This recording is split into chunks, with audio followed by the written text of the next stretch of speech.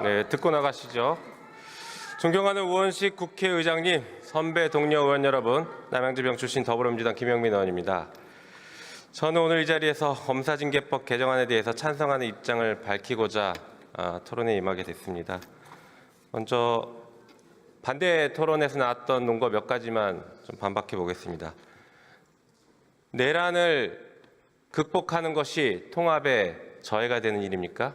통합을 얘기하면 내란을 청산하면 안 된다는 것은 과거 친일파를 청산하지 못해서 지금까지 국민 통합의 저해가 되고 있는 것을 다시 반복하자는 전형적인 친일파 논리이고 가해자 논리입니다. 말도 안 되는 일이고 내란을 청산해야 그 진실 위에서 통합도 이루어지는 것이고 정의가 실현되는 것입니다. 국민들은 그것을 바라고 이번 대선에서 그 선택을 했습니다.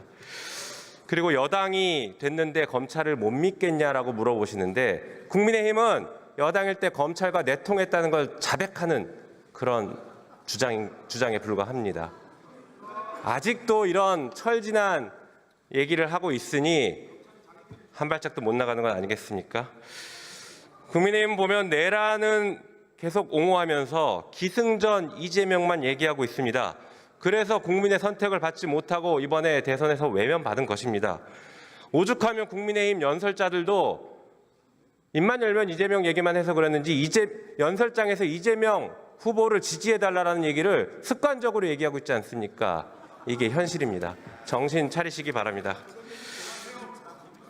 자, 지금 이 시대의 대한민국 정치의 지향점은 사람답게 사는 세상을 만드는 것입니다. 그것이 어떤 세상이냐? 잘못한 사람이 있으면 지위 고하를 막론하고 처벌받는 상식이 이루어지는 세상입니다. 한편 억울한 일이 생기지 않아야 하고 만약에 억울한 일을 당했다고 하더라도 국가의 시스템에 의해서 억울한 일을 해결할 수 있다는 신뢰가 있는 세상, 그것이 바로 사람답게 사는 세상의 출발점일 것입니다. 오늘 우리가 통과시키려고 하는 이 법들이 바로 사람답게 사는 세상의 출발점이 될 것입니다. 검사가 잘못하면 누가 징계를 하고 누가 감찰하고 누가 수사하는지 아십니까? 오로지 검사만 해왔습니다. 검사가 잘못하더라도 지휘감독권자인 법무부 장관이 감찰도 할 수 없고 징계도 할 수 없는 것이 현행 검사징계법입니다. 그래서 이 법을 개정해서 검사의 잘못에 대해서 법무부 장관이 감찰도 할 수 있고 징계에 회부할 수도 있게 하는 것, 그것이 국민 주권을 실현시키는 방법이라고 생각합니다.